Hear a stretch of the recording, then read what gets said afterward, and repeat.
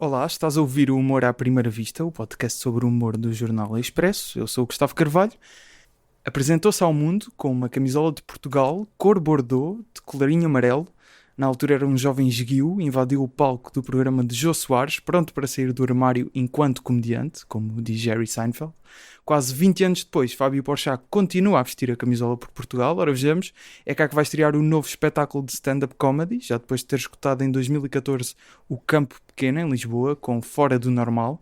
Está também a refazer os passos de José Saramago na série Viagem a Portugal, da RTP, que vamos poder assistir neste ano, de centenário do nascimento do Nobel português, e vai estar cá pelo menos até finais de fevereiro, acho eu. No outro hemisfério é um dos fundadores do grupo Porta dos Fundos, apresenta talk shows, escreve, é ator em séries como Homens, está constantemente a ter ideias, neste segundo teve uma, neste segundo teve outra. Se eu não lhe roubasse este tempo todo em que vamos estar aqui a conversar, provavelmente o mundo ganhava mais uma peça de teatro ou o guião de um filme, por isso desde já o meu pedido de desculpas a todos que seguem o trabalho do Fábio Porchat. Espero que aceitem este meu egoísmo. Humor à primeira vista.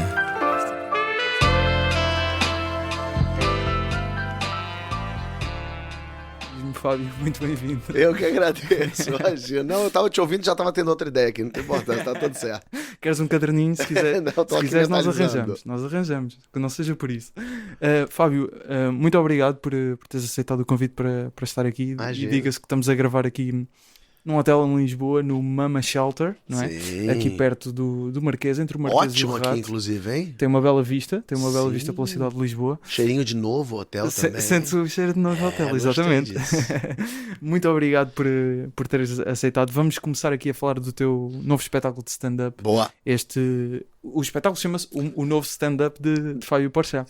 Eu, pelo que eu estive a ver, o último espetáculo que fizeste de stand-up assim, um solo, não é? Foi o Fora do Normal, estou certo? Perfeito, isso. Que tu começaste a fazer em 2010, ainda se prolongou durante um tempo. Em Portugal vieste em 2014, e agora vens aqui com estas 5 datas, pelo menos por agora. Não sei se É isso, são 5 datas. vão ser só 5 datas. A princípio, sim, vamos ver o que tá acontecendo. Que as vendas estão enlouquecidas, de repente, por que não mais? Era ótimo. Vai ser 5 de Fevereiro no Porto, 6 de Fevereiro em Braga, 12 em Coimbra, 13 em Aveiro e 18 em Lisboa. Aliás, uma curiosidade, em Coimbra vai ser no Convento de São Francisco. Não conheço os espaços por acaso, mas o convento lembra-me logo o facto de estás a fazer a série para o Saramago, não é? É verdade, Memorial do Convento. é verdade. Caminhei por ali também. No fim das contas, o bom de também estar se apresentando em Portugal é conhecendo os lugares de Portugal, né? E já conheces Portugal melhor do que muitos de nós. Bastante, tenho conhecido bastante, não só porque vinha como turista, mas agora tenho vindo muito a trabalho.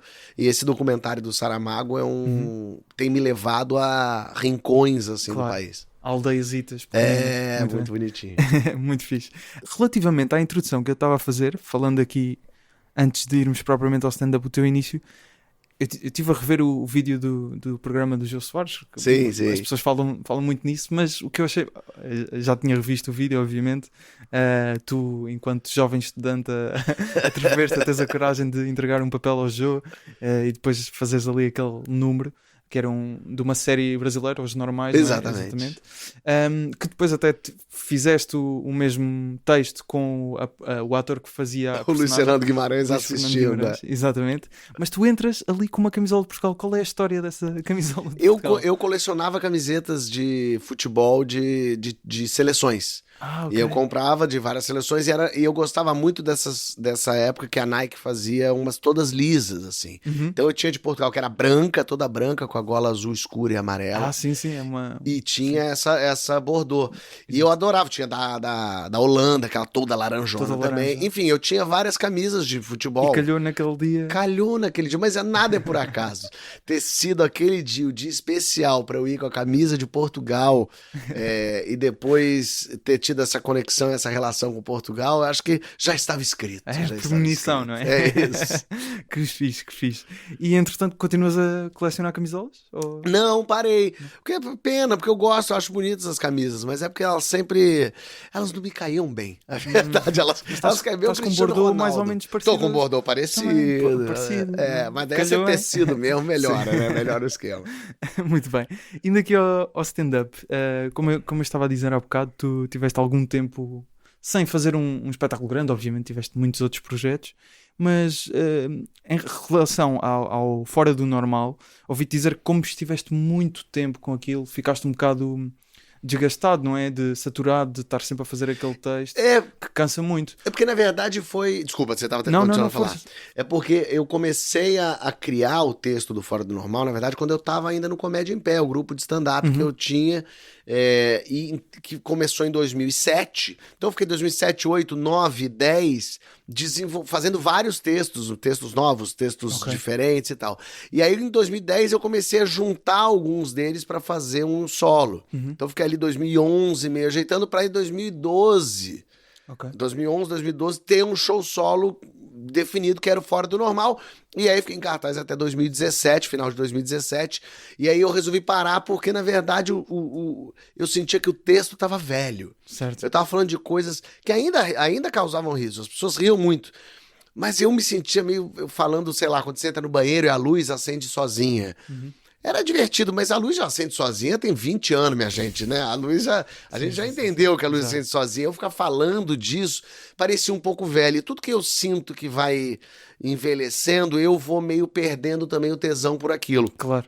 A sensação que me dava é que eu poderia continuar pelo menos mais uns 3 anos fazendo stand-up com aquele material, mas eu já estava achando que não precisava mais, que eu podia pensar uma coisa nova. Eu pensei, vou tirar um ano de férias e depois eu volto. Só que o ano de férias virou 2, aí virou pandemia, e aí eu pensei, 2022 talvez seja o momento certo para voltar com um show novo. Esse momento meio... Tudo bem que a gente tá ainda no meio da pandemia, mas quer dizer, a gente já entendeu ela melhor, as coisas já estão diferentes, já tem a vacina, tá todo mundo vacinado, né, já tem os testes, as pessoas... Então, eu pensei que talvez essa retomada fizesse bem pro teatro, pra mim, esse contato com o público tá de volta, pro público tá de volta dando risada junto de alguma mesma coisa.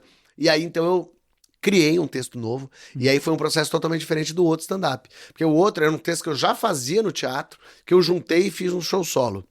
Esse é um texto que eu nunca fiz em lugar nenhum, eu escrevi ele todo, aí sabendo que eu ia fechar shows em Portugal esse ano, Quando é que começaste a escrever? eu comecei a escrever em julho, Em julho. 2021. 2021. E aí comecei a desenvolver, eu gosto de escrever assim temas, né? Então eu pego uma viagem que eu fiz, eu destrincho ela toda. Aí depois eu vou tentando juntar. Então o que eu não tinha, assim, eu nunca tinha feito nada disso. Então eu comecei ali em setembro a me apresentar em bares em São No Paulo e Brasil? no Rio para testar, mas é muito diferente. Mas mesmo assim já ia vendo o que funcionava um pouquinho mais. Mas eu cheguei a fazer só umas 10 apresentações só. E as abordes sem anunciar? Assim, E sem surpresa? anunciar. Que é muito melhor. Claro. Que eu pego o público de surpresa e o público fica mais receptivo ainda. Sim. E aí eu entrava, fazia ali 10, 15 minutos e ia me embora. Aí no outro eu fazia 5, no outro eu fazia 18. Aí eu fui tentando fazer aí eu testei, digamos assim, em meia hora. Ok. Então tem outra meia hora que eu nunca fiz na minha vida. E aí eu tava nesse meio Certo. desespero do que fazer. E eu vou estrear mundialmente aqui em Portugal. Vai ser a primeira vez que vais fazer esse texto? Vai ser a primeira vez, tudo junto, organizado dessa forma, vai ser a primeira vez. Tem coisa ali que eu tenho mais segurança, tem coisa que eu tenho menos, tem coisas que eu imagino que sejam muito engraçadas, eu torço para que seja. Então é uma grande mistura, assim. Mas o mote principal são as minhas viagens. Eu vou falar das viagens, muitas delas, então tem desde uma massagem que eu fiz na Índia, até uma dor de barriga no Nepal, até meu safari na África, até a Finlândia que eu visitei agora, escrevi um textozinho para entrar ali uns 3 minutinhos. Então eu tô trazendo coisas e o que eu não tenho? Eu não tenho a reação do público, eu não sei o que é aplauso, o que vai ser engraçado, o que não vai, o que vai me trazer de improviso na hora, né? Claro. Então por isso que é importante, o stand-up a gente só sabe se é bom fazendo, né? Com o público, e essa que é a grande questão, a dificuldade. O que conheço de ti em stand-up, obviamente Porta dos Fundos tenho mais acesso, mas stand-up, assim, alguns vídeos no YouTube, dirias que há uma mudança, então no primeiro se calhar eram mais... continuam a ser observações, mas este está todo ligado às viagens, é isso? E os outros eram mais dia a dia, coisas que iam acontecer. Exatamente. Falando, é isso? A outra é mais do nosso dia a dia e esse é mais de experiências pessoais minhas, assim. Ok. Eu pego um tema e então eu falo, são 8 minutos sobre essa massagem que eu fiz pelado na Índia. Aí uma outra assim, mais 8 minutos sobre meu primeiro safari, eu vendo os gorilas e vendo o hipopótamo olhando pra mim, e eu achando que ia ser atacado. Então pegando esses momentos e trazendo pra exemplos, dentro. fixe. Que aconteceram mesmo, não é? Que aconteceram de verdade, Nas viagens. tudo aconteceu de mesmo. Muito bem. Há uma coisa também, já não sei exatamente a que propósito te ouvi dizer isto, mas a expressão é engraçada. Tu dizias, não querias fazer o humor de enfiar coisas no cu. que é coisas que já sabes que o público vai rir por usar certos termos, né? Certas coisas que já têm o gatilho da comédia. Eu digo que todo comediante tem direito a enfiar uma coisa no cu por show. Isso é uma coisa só que você pode, que você tirou risada e pronto, agora segue reto. E neste vais enfiar. Ah, vou. Vais enfiar É sempre uma coisa. bom enfiar uma coisa no cu, né, gente? Você em casa, fica à vontade, mas vai ter. Tem coisas engraçadas também, assim, até coisas que acabam involuntariamente sendo engraçadas, né? Então, por exemplo, eu tava dirigindo aqui em Portugal, ia parar o carro e não tinha flanelinha. Aqui não tem flanelinha. É o cara que fala pra você, estaciona aqui, tu dá R$2 a ele e ele cuida do seu carro. Certo. Então, Tem alguns daqui ainda. mas que eu não tinha visto ainda aqui. Eu falei, será que não aqui... sei como é que... E quanto que é pra pagar? Assim, Sim. quanto é euro, paga euro. Eu fui parar o carro, achei uma vaga e tinha um flanelão. Eu falei, será que ele vai me cobrar caro? E ele falou, vende cu. Que era pra eu ir de ré. Mas nesse momento eu pensei, vai ser caríssimo. Vai ser caríssimo estacionar essa vaga. Mas por causa dessa frase, dirias que este sol se calhar tens um filtro maior em relação àquilo que estás a pôr? Eu acho que você entende tudo, assim, né? É engraçado falar também da gente. Filtro na medida em que se calhar apuras... Eu tento evitar, eu tento fugir um pouco do que cai mais fácil, assim. Mas tem, porque, por exemplo, tem umas coisas que acabam levando a gente. Tem a primeira camisinha do mundo, parecida com o que a gente tem hoje, foi inventada no Egito e era feita com tripa de porco. E por isso que cozinheiro doente, né? Que olhou para um porco morto, olhou naquele intestino e pensou em estudar no meu pau. Isso é curioso, assim. Então, por que não falar de pau? Podemos falar de pau, não tem importância, porque eu vou entrar nisso aí. Mas eu entendendo e sentindo, assim, a temperatura de... Eu ainda tô em dúvida de um momento em que é uma história que é engraçada, que até já tinha feito muito lá atrás e nunca mais tinha feito. Um minutinho, mas que tem muito cu, mas que é engraçado. Eu tô na dúvida se eu faço ou não faço. Porque tem uma coisa, o público ri, mas ele sai falando, é muito palavrão, né? Sim, o público faz isso com a gente, ele nos engana, ele diz que tá tudo bem, mas ele sai falando que não tá, não. E eu não queria muito fazer, mas ele é tão divertido, eu fico com tanta vontade, ele encaixa perfeito na hora que eu queria falar, então eu tô nessa dúvida. De repente, no dia 5, que é no Porto, eu faço. Se eu sentir que ficou demais, eu tiro pro dia 6 em Braga. Ok. Só porque é sobre um tema que achas que se calhar já é um bocado repetitivo, é isso de... Porque é quase assim, pode ser um lugar fácil, um lugar comum, um exato. lugar que não me desafie. É isso, no fim das contas, sempre tem um outro caminho que não precisa ser exatamente o do cu, ou do pau, ou do que é que seja. Mas às vezes é necessário um pau. E porquê estrear este espetáculo em Portugal? Alguma razão específica? Calhou só? Porque eu ia estar aqui. Porque eu ia estar em fevereiro logísticas. aqui e fazia muito tempo que eu não me apresentava, faz muito tempo, desde 2014 que eu não me apresento aqui. Então eu achei que... Não, quer dizer, isso com stand-up, né? Eu fiz ainda o meu passado me condena aqui depois, mas mesmo Era uma assim, peça? Era uma peça que eu fazia com a Mia, mas então faz muito tempo que eu não faço aqui. E já que eu ia estar aqui, eu falei, não, tenho que aproveitar esse momento. Qual a chance de eu estar 25 dias em Portugal com a possibilidade de me apresentar em tantos lugares? Às vezes que eu vim, eu fiz só Porto e Lisboa.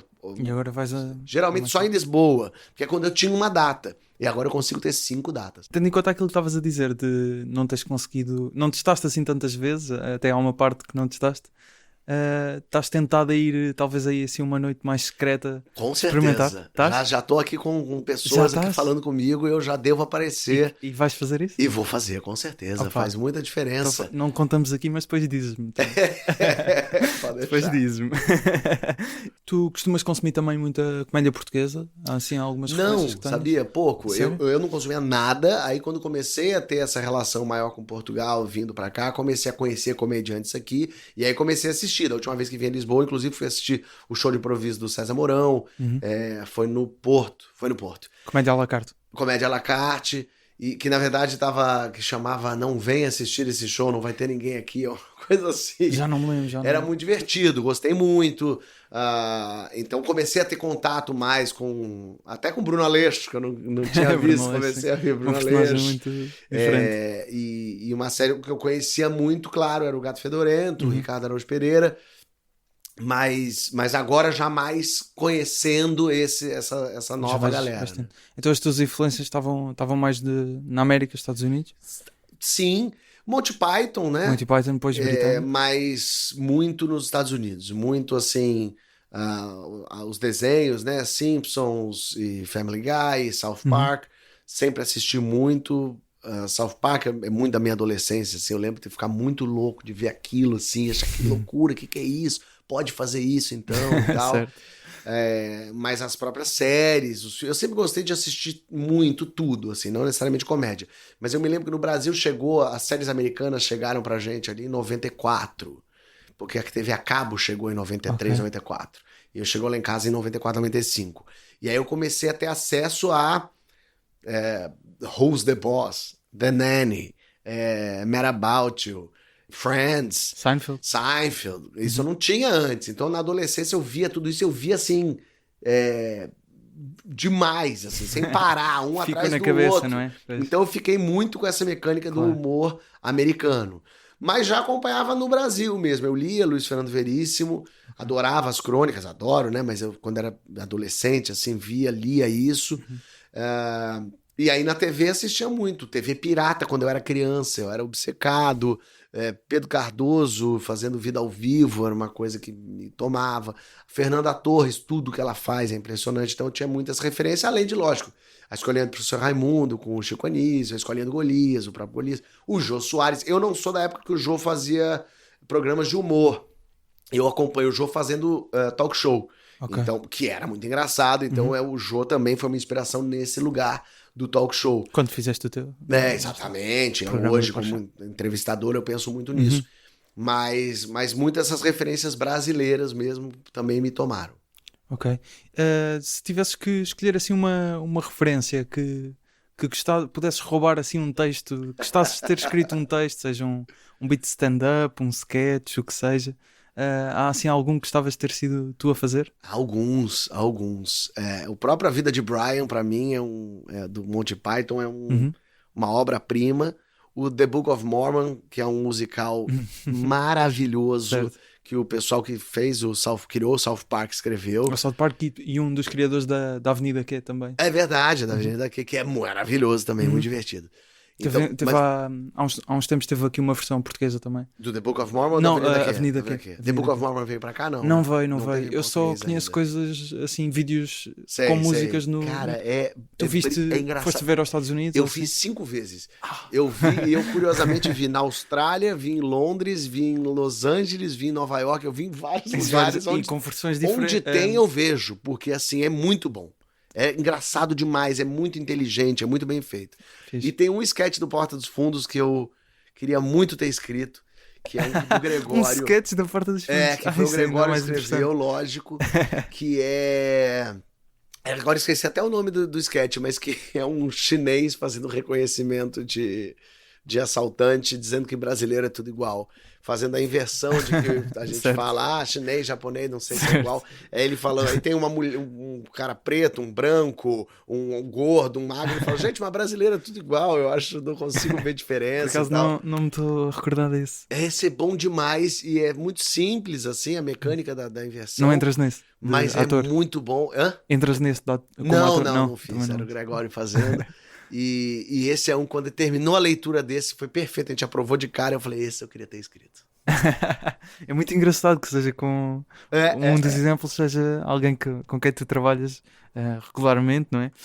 É muito, muito interessante. Mas sobre o Book of Mormon, consegue-nos só explicar melhor a ideia? Eu também, a ideia que tenho também estive a ler, estive a ver algumas coisas da sinopse e alguns vídeos que depois o musical ganhou um Tony, que é o prémio máximo dos musicais, e obviamente assim em certas cerimónias iam puxando algumas músicas.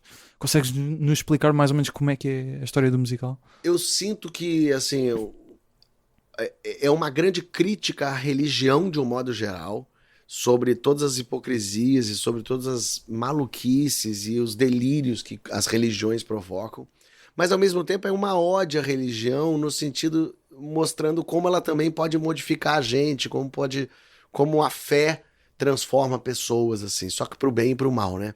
E eles pegam os Mormons, que eu acho que provavelmente sejam os mais inofensivos para ele brincar, mas tudo que tá ali significa para a religião muçulmana, para a religião católica, para a religião evangélica, não importa, tá tudo ali, assim, Claro. aquele entendimento do que tá na Bíblia, que é maluco, né? Eles têm o terceiro testamento, os Mormons, que obviamente foi escrito por um americano, o anjo apareceu para ele, lógico que apareceu nos Estados Unidos o anjo, né? Mas é a história de um grupo de jovens de 18 anos mormons que estão ali estudando e que vão viajar para o mundo para levar a palavra, né? Vão para a Uganda, não é? E aí cada dupla vai para um lugar e essa dupla vai para Uganda levar a palavra lá. E eles chegam naquela Uganda que é a Uganda bem caricata do que o americano imagina que é a Claro. Uganda. E eles, muito jovens, inocentes, achando que o mundo é uma maravilha. Vamos levar a palavra em Uganda. Todos eles meio afetadinhos, assim, meio quase gays e não podendo ser. Tem um deles até que tem uma música que é isso, que ele fala que ele tem gay thoughts. E aí o musical vai caminhando por isso, assim, por esse lugar de como a religião pode deixar as pessoas alienadas, podem não ser a realidade de outras, né? Porque você pega dos Estados Unidos, de Salt Lake City, você leva para Uganda, Uhum. é aquela realidade realmente Completamente diferente, diferente, né? claro. Mas é muito engraçado, as músicas são todas muito boas, muito engraçadas, e todas fazem sentido, todas são muito atuais, e é muita porrada de uma vez só, assim, é muito irônico, é muito escroto, e fala sobre racismo, e fala sobre machismo, tá tudo ali, tá tudo ali. Tens alguma música favorita do musical? Cara, eu gosto de todos. A primeira mesmo, o Hello, O Hello é já muito... é o máximo. já é muito- Hello, my name is Elder. Isso é divertidíssimo, é gostoso de ouvir. Mas eu gosto muito de... Tem uma hora que eles cantam uma que é We Are Africa. E aí são assim, 10 menininhos, lourinho, branquinho, cantando We Are Africa. E é incrível. We Are Africa. Mas todas são muito boas, todas são muito divertidas. Talvez... A mais porradona e escrotona de todos, que talvez eu goste mais, é quando ele vai batizar a menina, que eles fizeram uma analogia com a primeira vez que ele vai batizar, é a primeira vez que ela vai ser batizada, com a primeira vez sexual deles. Então ela assim, nervosa, ai, como é que é? Ele fala, eu nunca batizei ninguém, como é que vai ser? Tô com medo, será que vai ser rápido? Será que não vai? Será que ela vai gostar do meu batismo? E ela, ai meu Deus, eu vou ser batizada pela primeira vez, eu não sei se eu tô pronta. E aí ele batiza ela na água e faz um splash nela. Essa música é muito bem sacada. Não sei se há alguma forma de vermos isso eventualmente online. Agora, por exemplo, o Hamilton já tem uma versão Na Disney, né? na Disney. Não sei se nessa altura, se calhar, tentem encontrar online. Essa Eventualmente peça é conseguem a minha encontrar maior alguma tristeza, coisa. porque eu não vou conseguir fazer ela nunca, porque eu já tô velho pra ela. Eu não vou poder Tem que fazer. parecer mais... Tem que tirar a barba Tem que pelo tirar a menos, barba, mas sim. não dá mais. pra Achas fazer. que Os não? meninos têm 18 anos, eu tenho 38. Acho que é que nem tipo tentar fazer Romeu, não dá mais, sabe? Mas gostavas de fazer então Queria uma muito. versão... Eu não sei cantar. Então seria só pelo amor à causa. Eu teria que... E ainda mais pra isso. Como eu não sei cantar, eu precisaria ficar 2 anos me preparando pra isso. Então eu já vou ter 40, vai ser meio vergonha. Então, mas já pensaste levar, por exemplo, para o Brasil? Se Já calhar muito, arranjar já fiz. atores? Assim que eu vi a primeira vez, eu fiz contato. Foi? Mas tinha acabado de estrear a peça lá, então eles ainda não tinham aberto pra isso. Aí depois que foi pra país de língua inglesa, eu também fui atrás, mas ainda não tá aberto. não- Então não tem. Ainda não. Mas quando tiver, podemos contar. Se calhar não há ator, mas responsável, mas não eu é? estaria ali junto. E depois traz para Portugal, por favor. Gostava de ver isso. Pode deixar. Vamos escutar uma das músicas que referiste aqui deste musical do Book of Mormon. Já alguma vez conheceste assim um ídolo teu assim da comédia? Eu conheci os Monty Python. Conheceste os Monty Python? Eu fui Como é que pra. foi? Quando em Londres eles fizeram a volta deles, em 2014, né? Quando estavam a fazer uma volta todos Uma juntos. volta no teatro. A estreia deles foi mais no ou meu menos aniversário, dia 1º de julho. E aí eu fui e comprei ingresso pros Porta dos Fundos e a gente foi assistir. A gente foi pra Londres e a gente viu. E aí, como eu tava escrevendo pro Estadão, o Greg escrevia pra Folha, a gente conseguiu um dia antes ir na coletiva de imprensa. A gente sentou Aí na dá jeito de escrever para a imprensa, imprensa.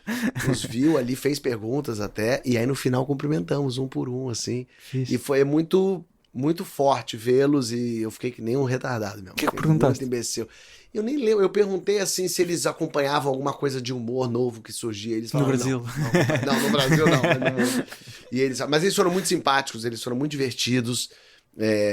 E no final falaram comigo. Aí terminou a coletiva de imprensa, o pessoal falou que era do Brasil e tal. Quando tava todo mundo já tava assim, saindo, a gente tava saindo, eles vieram, "Ei, Brasil!" E conversaram um pouco com a gente, falaram alguma coisa, deram a mão, assim. Aí foi muito mágico, sabe? Fixe. Voltando aqui só ao teu stand-up, uma questão que eu ouvi até hoje de manhã, estavas na rádio comercial e falaste disso, que tu estiveste na Estónia, pelo que eu percebi, e lá encontraste um grupo de brasileiros Sim. e foste testar. Explica-me, é porque eu apanhei a história a meio, eu não consegui. Então, o que aconteceu é tudo. que sempre que eu viajo, eu vou mostrando, tirando foto, falando onde eu tô e tal. E aí, esse perfil de Tallinn, né, que é a capital da Estônia, é o Tere Tallinn, falou comigo, falou assim lá no Twitter, se o Porchat soubesse que a gente dá dicas, ele podia falar com a gente. Eu vi isso, mandei uma direct pra ele, dizendo, eu vi isso, quero dicas, o que vocês têm aí? O cara, então, o que você tá procurando? Falei, vou ficar 2 dias aqui e tal. Aí eles falaram, então pode fazer isso, aquilo. Eu falei, vocês não querem jantar comigo? Não, a gente janta, e aí vocês me contam. Eles, tá bom. E era um casal, o João e a Gabi. Aí, sentei, fui lá, eu falei, pega um restaurante legal, de comida aí, tipo, uma cerveja boa, e a gente senta pra eu conhecer um lugar que não seja um McDonald's. Né? E aí, começamos a conversar, e estamos falando, bebendo, rindo, conversando, tudo meio curioso, assim. Aí daqui a pouco eu contei, eu vou pra Portugal, que legal, vou fazer a série do Saramago, e vou também fazer show lá, e tô apavorado, porque eu não fiz o show ainda, eu fiz só pedaço, não fiz o show inteiro. Aí ela falou brincando, poxa, podia fazer aqui pra gente. Eu falei, ia ser engraçado mesmo. Se eu tivesse falado com o tempo, vocês organizavam gente. Eles falaram, a gente consegue brasileiro aqui. Eu falei, poxa, pois eu precisava de um lugar, né? Ela falou, olha, pra quando você vai embora? Eu falei, vou amanhã. Ela falou, se você ficar até depois de amanhã, eu consigo um lugar pra você. Eu falei, será? E o cara falou assim, já falei aqui com o pessoal tá animadíssimo, podemos organizar. Eu falei, então me responde amanhã de manhã isso. Tá bom, fui dormir. No dia seguinte acordei, o cara dizendo, tá fechado, a gente conseguiu uma sala no trabalho do cara aqui. E aí a gente tem uma sala que tem microfone, cabe 30 pessoas e a gente já falou com os brasileiros. Posso dar sequência? Eu falei, então vai. E aí eles falaram, então tá bom. E aí eles fecharam 30 brasileiros, e aí o ingresso era o antígeno, todo mundo fazia o teste pra aparecer lá. Eles chamaram, começaram os outros brasileiros a querer ir também. Não, mas a gente quer ir, não cabe, não dá. E aí a gente marcou, eu fiquei um dia a mais, posterguei minha passagem, e aí me apresentei e fiz esse show que eu vou fazer aqui. Eu só vou conseguir fazê-lo porque eu fiz lá em Itália para 30 brasileiros que riram muito, se divertiram muito. Esse era o meu medo. E aí eu juntei os materiais, eu mexi, mudei, fiz uma outra ordem. Aí não tava sem final, por causa desse show eu descobri o final do meu. Então eu comecei a ajeitar e eu fiz 1 hora de show. Descobri que eu tenho 1 hora de show, porque podia não ter também. Nem isso eu sabia. E aí descobri que eu tenho 1 hora de show. Falei, que bom, finalmente. Então eu tenho isso. Foi um show ótimo, 90% das piadas funcionaram, 10% precisam ser trabalhadas. Por isso que também quero testar aqui, ver se eu consigo fazer aqui em algum barzinho, em algum lugar. Acho que amanhã já vou conseguir fazer. Boa. Mas agora tem um show, finalmente. É incrível, isso é uma história. Um brasileiro que vai testar material de stand-up na Estónia para fazer em Portugal. 3 países, né? É muito, muito fixe. Estónia não é propriamente um país assim muito, muito grande, portanto... Não, tem acho que na Estônia inteira 500 brasileiros. 500 brasileiros.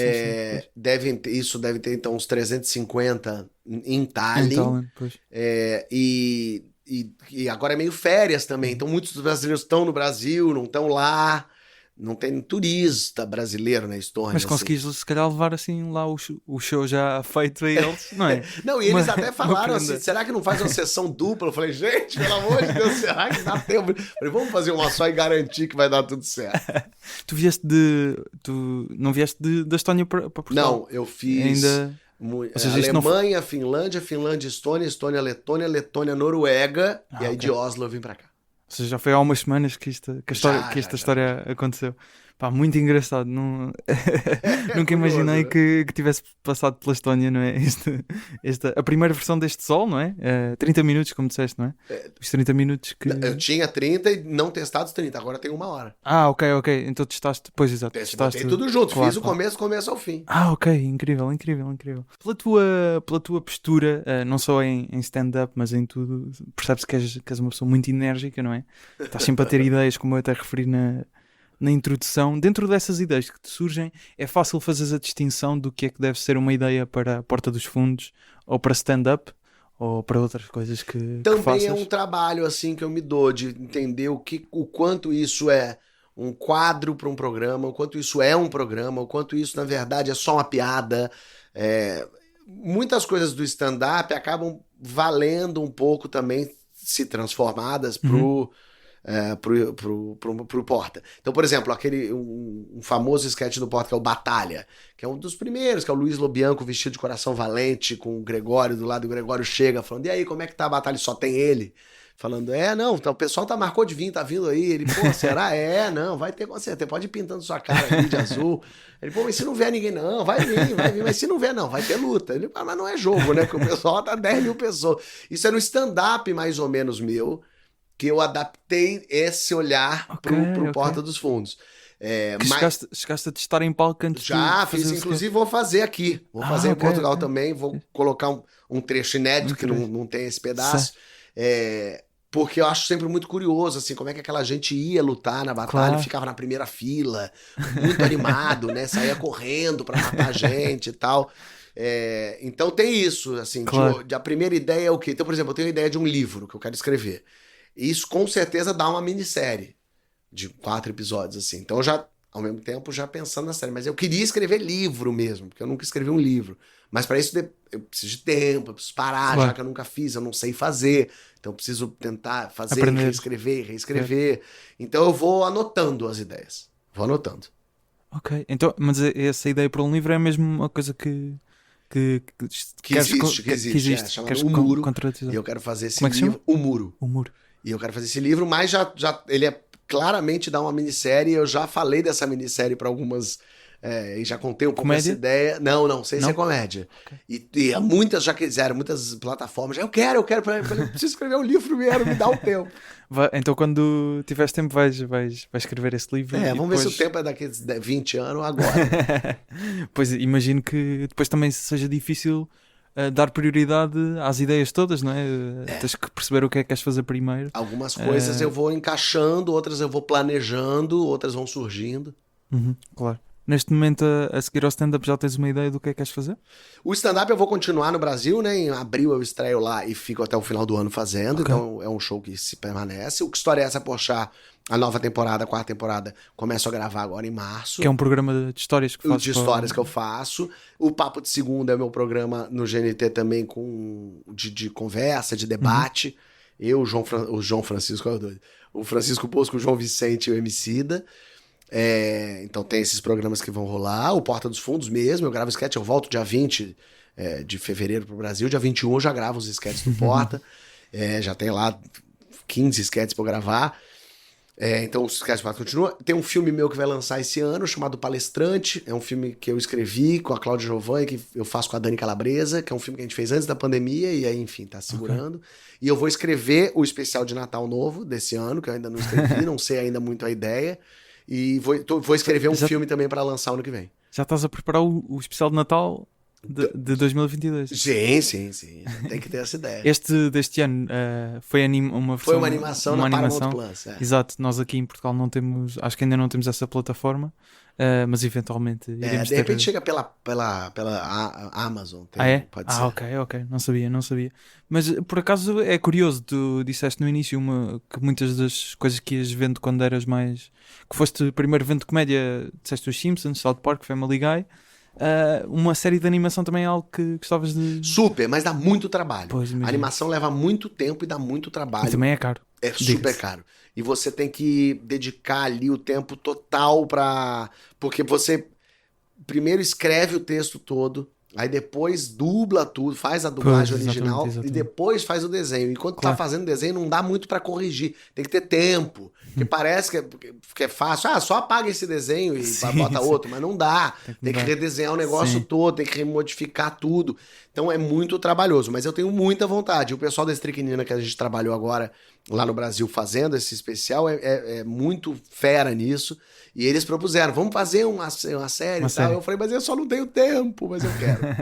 Eu não percebi, não sei se percebi isto bem, mas quando fizeste algumas noites de teste que estavas a dizer que foste a bares no Brasil, andaste a gravar para fazer um Gravei, tô documentário? fazendo um documentário, exatamente. Também? Gravei, inclusive, o show na Estônia. Ah, pá, incrível. Gravei o meu show e gravei a reação da plateia também, para tentar botar nesse documentário. Eu tô fazendo esse documentário que é a volta, né? Então tem depoimentos meus, obviamente, tem os meus shows, eu fazendo mal, eu fazendo errado, eu tropeçando, eu fazendo bem. Ótimo. E depoimentos das pessoas também, que estão ali, pessoas das antigas, pessoas da nova geração. E é engraçado, porque eu parei de fazer em 2017, mas digamos que não faz muito tempo, 5 anos. Mas agora eu fui fazer, as pessoas, parece que eu sou a Dercy Gonçalves. A pessoa, Fábio, senta aqui. Ah, que bom que você voltou a fazer, Fábio. Você percebe que você tá velho quando as pessoas querem que você sente. Senta, Fábio, senta. Eu não quero sentar, quero ficar em pé, que inferno. E as pessoas falam, não, o Fábio tem que voltar a fazer stand-up, ele tem que voltar pras origens. Eu falo, gente, mas eu parei tem 5 anos, né? Que faz 55, não é a cortina de ferro que caiu.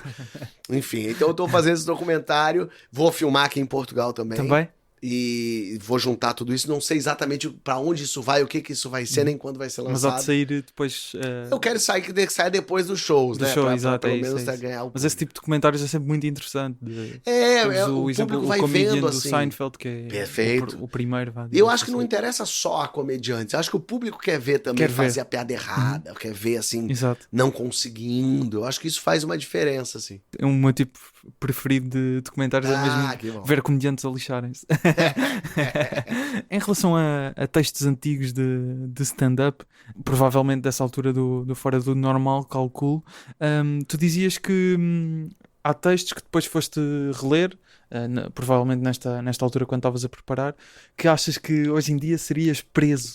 Disseste, se calhar parece um bocado exagerado, mas percebe-se, porque obviamente a forma como as pessoas percepcionam a comédia foi-se também alterando nestes últimos anos, e stand-up que foi aqui em Portugal cresceu imenso nos últimos anos. No No Brasil também, exatamente, pelo foi que, meio pelo que junto, tenho né? percebido.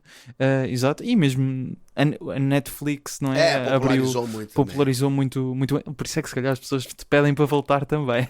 Lá, querem que voltes a este fenómeno do stand-up. Pesa-te muito olhar para esses textos e perceber que já não é só uma questão de já não te identificares, já estás completamente oposto às vezes, Ao mesmo não é? tempo, eu acho que é assim, né? A gente escreve a piada, ela é para aquele momento, para aquela época, para aquilo que a gente tá vivendo naquele período de tempo.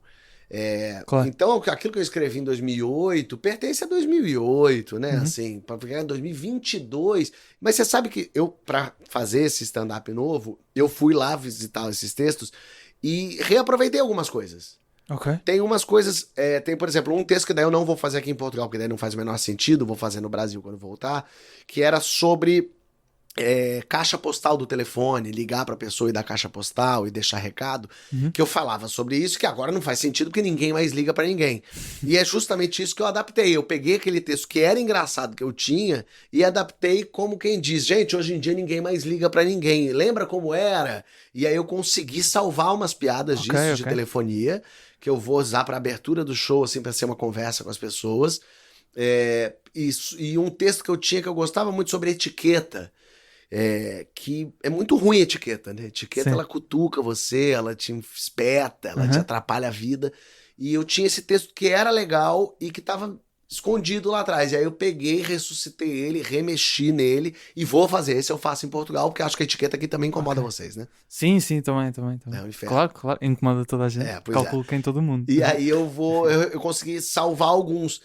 Outros muito velhos, muito bobos, muito sem graça, outros ofensivos, Mas então agressivos. olhas com naturalidade para esses Super. textos, não é? Aceitas Não bem tinha o nenhum facto texto nazista, né? Não é que eu escrevi um texto que... Sim, não é esse o extremo, racismo, não é? que coisa maravilhosa é o racismo. Realmente não tinha nenhum texto nesse lugar.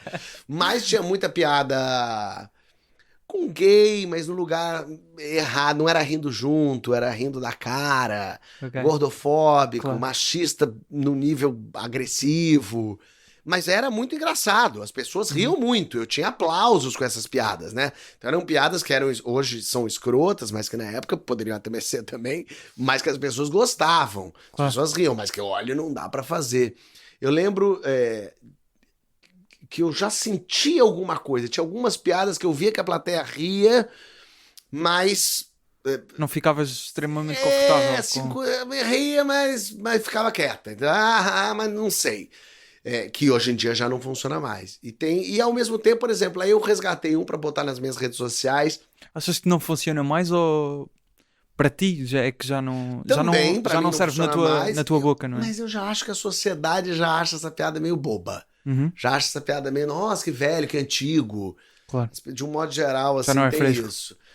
Eu peguei uns textos que eu tinha sobre... Eu fazia uma análise das garotas de programa no Brasil. Que elas, o anúncio em jornal... Então, imagina, na época que se anunciava isso em jornal, né? As garotas de programa se anunciando e elas se vendiam meio como telegrama, assim. Ela não falava, oi, tudo bem, meu nome é Aline, eu tenho 30 anos. Era assim, Aline, 30 anos. E aí ela colocava umas bumbum guloso, umas coisas meio assim. E tinha umas coisas muito divertidas. Tinha tipo assim, Aline, tenho amiga. Que é meio... Que bom que você não é uma pessoa sozinha, né? Que bom que você não é triste. É uma pessoa Certo. que tá... E tinha coisas assim, Jorge...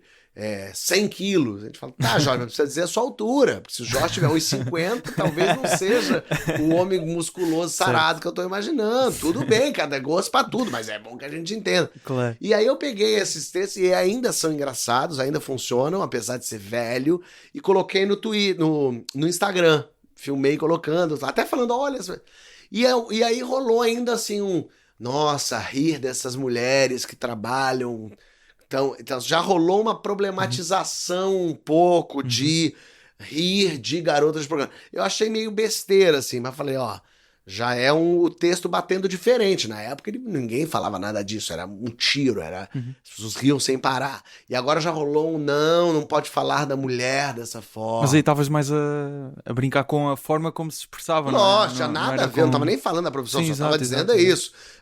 Tinha a mulher que fala, tinha uma que fala... Estás a gozar com os anúncios em si, em formato, não é? O formato Exato, mesmo. era isso. A mulher fala Não é sigilo com a pessoa, absoluto. sim. Você fala, lógico, vai ter alguma puta que sai contando pra todo mundo. Ó, transei com o Fábio, foi legal. Porra, pelo amor de Deus, espero eu que ela tenha sigilo absoluto, sabe assim? Então eu fazia brincadeira com esses relatos e não com a profissão da garota de programa. Claro. Mas hoje em dia se problematiza tudo muito. Né? Claro, eu percebo. Há uns episódios atrás, aqui no podcast, eu conversei com o Gregório.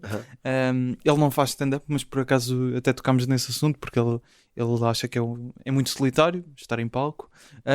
E ele dizia que acreditava que muitos comediantes também diziam certas coisas porque acreditam que é aquilo que o público quer ouvir, pegar um bocado nos clichês, que também pega um bocado nesta conversa que temos aqui. Concordas? Não para colocando aqui vocês em disputa, mas também... Não, mas acho que faz sentido. Mas eu acho que alguma dose de clichê também é boa. É isso que tem que balancear. Em que Se você sentido? faz um show que só tem clichê, é sem graça, é bobo. Assim, o público até pode reagir e tal, mas não acrescenta em nada. Mas eu sinto que é disso que a gente está tentando fugir. Desses clichês, do lugar comum, do cair naquilo que já foi feito tantas vezes, que já falaram tanto. 2022 está fazendo a piada que fazia em 2012. Eu acho isso errado, entendeu? Errado no sentido, não no sentido moral, no sentido de, pô, se você é um artista, você devia tentar fazer algo diferente. Quando eu vejo comediantes falando assim, mas os Trapalhões faziam isso, eu falei, caralho, mas tá lutando em 2022 fazer a piada que o Mussum fez em 84. Cara, faz outra. O Mussum não ia querer que você estivesse fazendo as piadas dele, ele queria que você fizesse outra coisa. Claro. Evolui junto, vai pra frente, sabe? Caminha pra frente. Mas tem piada de tudo e tudo funciona. Também não vejo problema. Piada de pum é engraçada. Piada de torta na cara é divertida. Piada de texto rebuscado também. Acho que cada um vai por onde consegue fazer melhor. Mas é legal surpreender o público. É legal fazer alguma coisa que o público não tá exatamente esperando. É legal dar essa volta. Uma outra vertente tua de... Eu não conheço esta série, mas que é Homens, com um ponto de interrogação no final. Eu não conheço a série, o que eu consegui encontrar é vídeos do YouTube da Comedy Central Brasil, que é onde... Não sei se a série ainda vai ter mais temporadas, se já acabou. Foram neste 2 momento. temporadas e ia ter a terceira, mas daí pandemia. Ok, mas em princípio há de continuar. Supostamente. Ok. Tu também, como já referimos, tens o Que História é Essa Porchat, que é mais de conversas, histórias. Assim, um bocado, fez-me lembrar um bocado o Green Room, sabes o que é? O Green Room era um programa com o Paulo Provenza, que ele convidava vários comediantes. Não Estás sei a ver, esse mas não. é giro, fez-me lembrar, ou seja, é assim, à volta, não é o público à vossa volta, vocês ali sentados a falarem uns com os outros, a contar histórias. Muito engraçado. Não vi isso, Mas não. é muito engraçado, está no YouTube. Green Room, é? Green Room. Vou anotar Acho que era da aqui pra me HBO, mas esquecer. o que eu encontrei vi tudo no YouTube. Tá, Green Room, vou até anotar.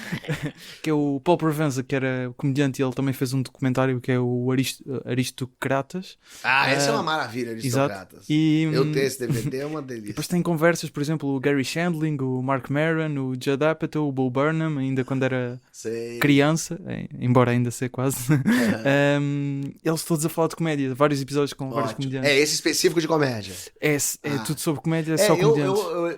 Lá está, é um formato diferente, mas, Claro, mas mas em termos todo mundo de... ali. Legal, vou Sim, atrás sim, disso. é fixe. Eu vi. O Graham Norton tem uma coisa um pouco de receber gente e contar. Claro que ali é meio Sim, entrevista, sim.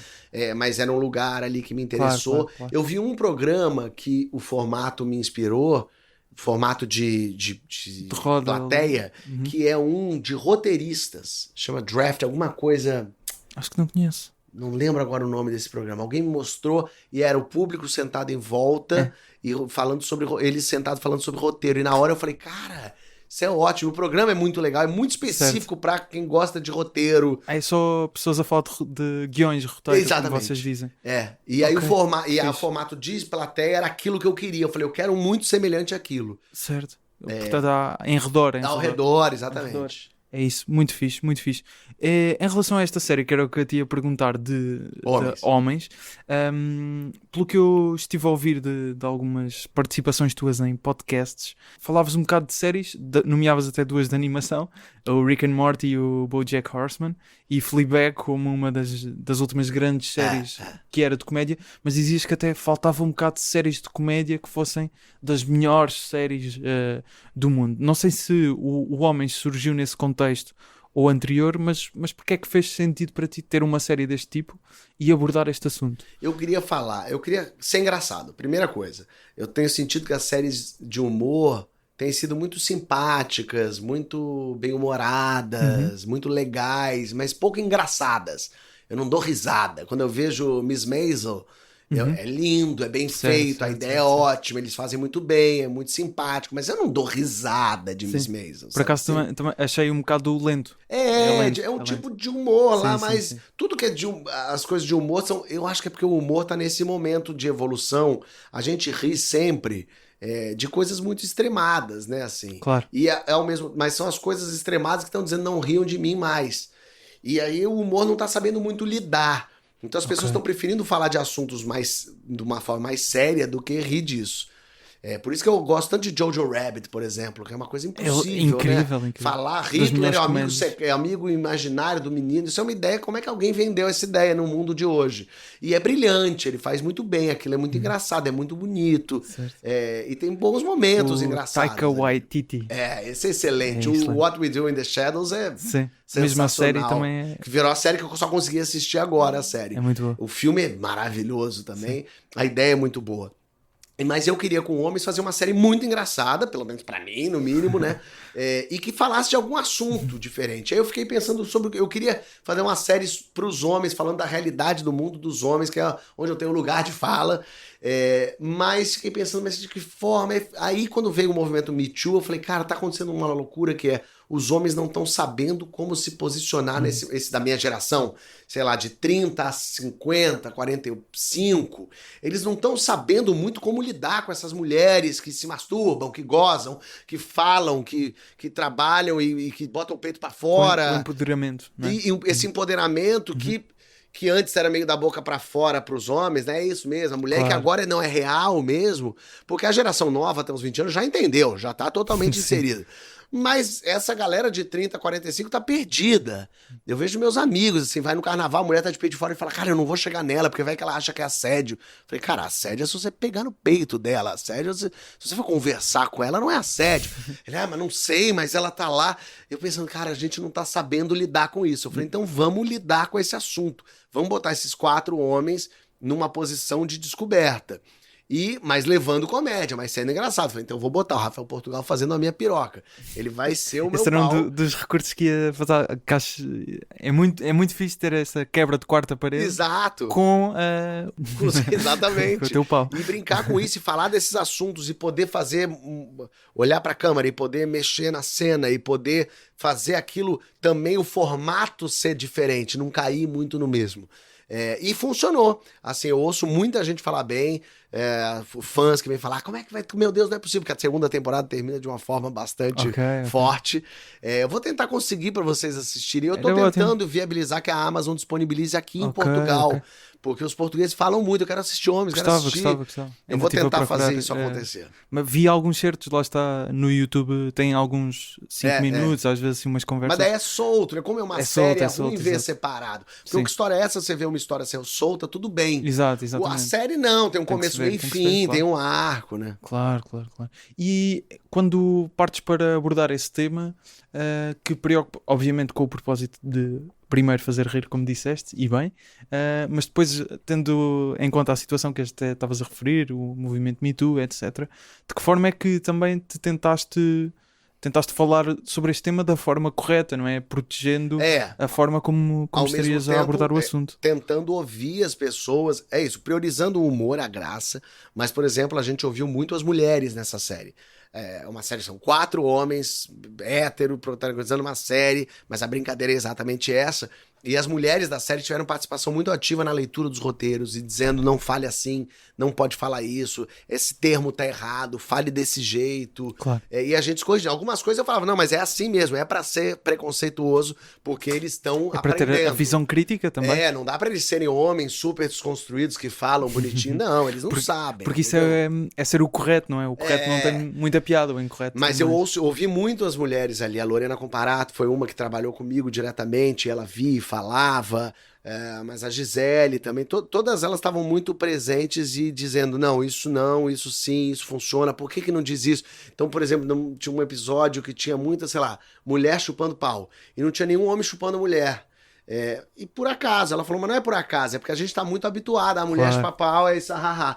Então a gente tirou 3 chupadas de pau e botou 3 chupadas de homem, pra, sabe assim, pra dar uma movimentada. E eu acho que faz diferença, eu acho que não estraga a série. Ela continua engraçada, só que ela fica mais atual, mais moderna, ela fica mais em contato com o que a gente tá pensando hoje. E com a realidade. Exato.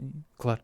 Uma coisa que me surpreendeu, porque até nem referi no início, mas estamos na presença de um vencedor de um Emmy, não é? Com a Porta dos Fundos, um dos especiais de Natal, que foi de... Se Beber Não Sei, que foi de 2018 e a gente ganhou em 2019. Exatamente.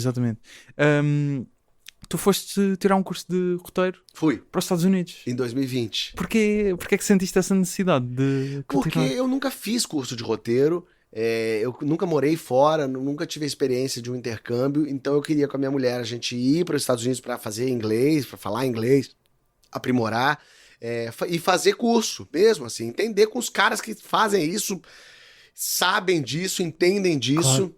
E eu fiz um curso livre, né, na verdade, lá na UCLA, sobre roteiro. Eu fiz 2 cursos, na verdade, de roteiro. Um só sobre pilotos de séries de 30 minutos. Olha que como eles são específicos.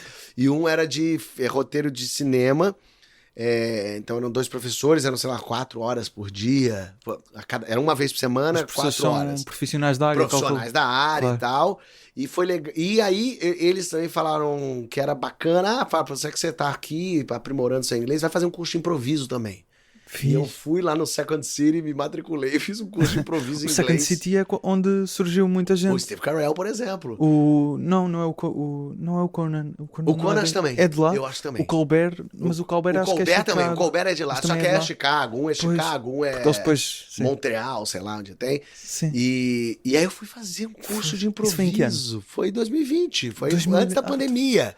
Eu dei só, foi janeiro, fevereiro, eu voltei dia 1º de março e a pandemia deu dia 15. E aí eu fiz isso tudo. Como e aí foi foi, essa experiência? foi o máximo. Muito interessante, assim, aprendi muito, entendi muito, já quero fazer de novo, fazer outro, tirar esse tempo para estudar, para aprender, faz muita diferença. E ainda isso, assim, fazer improviso em inglês num lugar totalmente diferente, mas a gente vê como o mercado é diferente, o mercado Claro. americano, até de roteiro mesmo.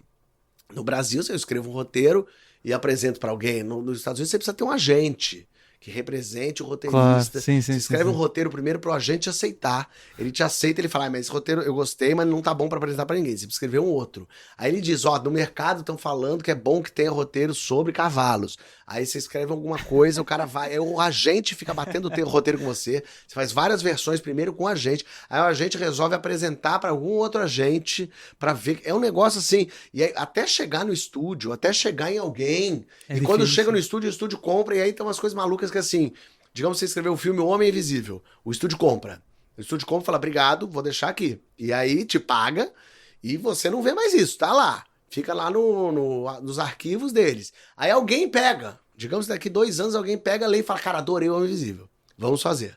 Só que não vai ser um homem invisível, vai ser um homem que voa. E não vai ser um homem, vai ser uma mulher. E eu sei que você escreveu em Nova York, mas vai ser em Chicago. Caraca, mudou tudo. Não, mas é o mesmo roteiro. Aí eles contratam outro roteirista pra escrever esse roteiro. Porque eles já te pagaram, esse roteiro já é deles, eles fazem o que eles quiserem com isso. E aí o outro roteirista escreve, e aí eles vêm, aí o outro fala, não ficou bom, eles mandam embora esse roteirista, escrevem um outro. Aí às vezes voltam até você e chamam um só pra escrever as piadas desse. E aí tem tanto roteiro, tanto escrito tantas vezes, que chega no final eles pegam a versão de cada um. Então pegam a minha versão, a versão desse outro, a versão desse terceiro, mandam pro Writers Guild lá, e tem uma banca que lê os 3 roteiros e vê o roteiro final e diz qual desses roteiros tá mais perto do roteiro final e quem merece o crédito. Ah, sério? Olha que Isso é assim loucura. que funciona? E aí, isso quando tem assim, né? Quando os roteiros são reescritos várias vezes. E aí, então, o roteiro, Fábio, o roteiro não é mais parecido com o seu, é mais parecido com o do segundo. Então, o roteiro, você entra como crédito de lá no meio, de ideia original, sei lá, mas o roteiro crédito vai ser para esse segundo, que o roteiro parece mais parecido com ele. Então, tu podes estar anos a trabalhar numa coisa que depois... nunca vai lá. Tem muitos roteiristas lá que vivem de roteiros que nunca foram feitos. E conseguem viver bem, se calhar. Vivem, porque daí os caras pagam bem. Essa é a diferença. Lá o cara paga um dinheiro pra você pra escrever aquele roteiro que te resolve o ano. O cara fala, toma aqui $500 mil pelo seu roteiro. Bom, caralho. Profissão, escritor de guiões que nunca aconteceram. E aí tem uma coisa que assim, depois de alguns anos que você tá escrevendo que nunca fizeram, sei lá, digamos, você tá 10 anos escrevendo, vivendo disso, já compraram uns 4 roteiros seus. O seu agente vai falar, agora tá na hora da gente ter algum filme feito. Então a gente precisa ir em algum pequeno estúdio, vender para eles tentarem fazer o seu filme, para você ter um filme feito para dizer que é teu. Claro. Então tem todo um pensamento disso com roteiros lá, que é um negócio muito louco, de outro que não tem nada a ver com a gente. Até eu fui encontrar com pessoas por conta de contatos, assim, Então, com tentaste entrar nesse mercado. Eu entrei, não entrar nesse mundo, mas conversar com as pessoas.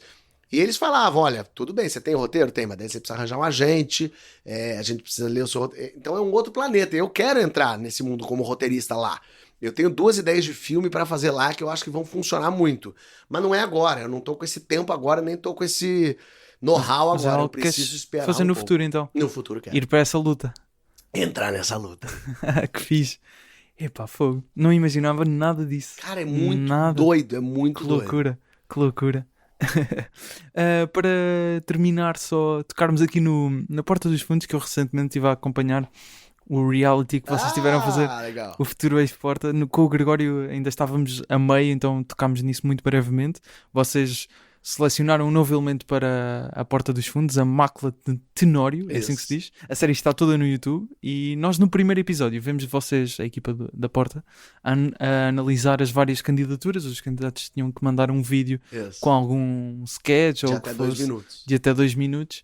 Aquele momento é real, vocês estavam mesmo ali a avaliar. Super, ninguém nunca tinha visto aqueles vídeos todos. Surpreendeu-te a quantidade de pessoas? A gente recebeu quase 10 mil vídeos. Muitos horríveis, né? A maioria deles muito ruins. Receberam candidaturas de Portugal? Não. Boa pergunta. Não, acho que não, porque a gente queria gente que morasse no Brasil. Do Brasil. Não lembro de ter nenhum português lá no Brasil. A gente recebeu de todos os estados brasileiros. E aí a produção fez uma primeira triagem, porque claro. Né, humanamente possível. E aí depois a gente foi analisando, a gente analisou muito vídeo, a gente ficou vendo muito tempo. E foi muito gostoso, assim, porque tava todo mundo junto, todo mundo meio falando sobre aqueles vídeos, e é raro a gente ter todo o elenco do Porta dos Fundos junto. Então foi muito bom aquele primeiro episódio, eu gostei muito daquela seleção, e o reality show foi uma surpresa, uma grata surpresa, porque eu não sou exatamente o espectador de reality show, assisto alguns e tal, mas eu não sou, assim, aqueles fervorosos, e eu nunca tinha escrito um reality show. Claro que com gente ali, né? Mas a ideia foi minha, eu fui o showrunner da parada ali. Então eu aprendi muitas coisas com o público, porque quando ia ao ar, o público falava, queria mais isso, queria menos aquilo, queria aquilo lá. E o público comprou muito a ideia. Foi muito legal assim ver, porque é um negócio de meia hora no YouTube. Eu falei, ninguém vai ver esse troço, né? Muito longo e tal. Muito pelo contrário, as pessoas viram, comentavam, falavam comigo. E torciam por pessoas? Torciam, eu vi. Já querem uma segunda. Então fiquei bem feliz com a reação do público. Esta aqui era para, portanto, um ator, não é? Para a Porta. Eventualmente podem fazer guionista ou pois assim. Pode ser. Mas é porque roteiristas, de um modo geral, são menos carismáticos, né? Todo roteirista é mais quietinho, mais na dele. E os desafios iam ser menos interessantes. Talvez seja menos interessante. Provavelmente. Mas até, aliás, um dos participantes, o Rafael Pimenta, depois veio cá com a Porta. Porque tinha gente fazer muito o espetáculo. boa ali. Gente que não ganhou, mas que era muito boa. A Júlia Guerra é muito boa. A Priscila Castelo Branco faz stand-up muito bem. É ótima atriz também. O Nice é divertidíssimo. Então tem muita gente legal lá. Fixe. Já agora, nessa loucura dos Estados Unidos, desse primeiro contacto que tiveste, alguma vez as pessoas reconheciam de alguma forma da Porta dos Fundos? Porque ainda tem algum impacto a nível em muitos países, não sei se nos Estados Unidos. Os brasileiros, lógico, sim, né? Brasileiros e portugueses. Mas a malta do meio, de pessoas do meio, assim... Não conhecem tanto. Não, porque é em português, né? O pessoal não ouve. A gente lançou o Porta dos Fundos em espanhol, né? O Backdoor Channel, que é do México. Pois, exato. Eu sabia que tá indo muito bem no México. E aí, como é em espanhol, toda a América Latina consome aquilo. E os mexicanos nos Estados Unidos, né? Porque é o país que mais fala espanhol depois do México, é os Estados Unidos. E o Backdoor atingiu lá e chegou muita gente, com os sketches nossos, só adaptados, claro, com atores mexicanos, enfim.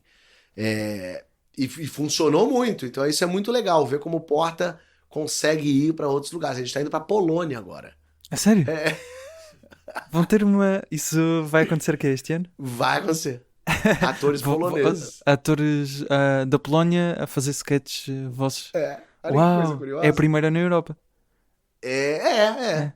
Só tem México e... Tem México e agora Polônia. Que fixe. Isso Polónia, como é que surge a Polónia? Eu não faço a menor Estónia era ideia mais também. provável, tem mais... Eu sei que chegou a Polônia, a gente falou, lógico, vai. Claro, que fixe. Fábio, muito obrigado por teres vindo aqui. Não se esqueçam que o Fábio vai estar aqui em Portugal 5, 6, 12, 13 e 18 de Fevereiro.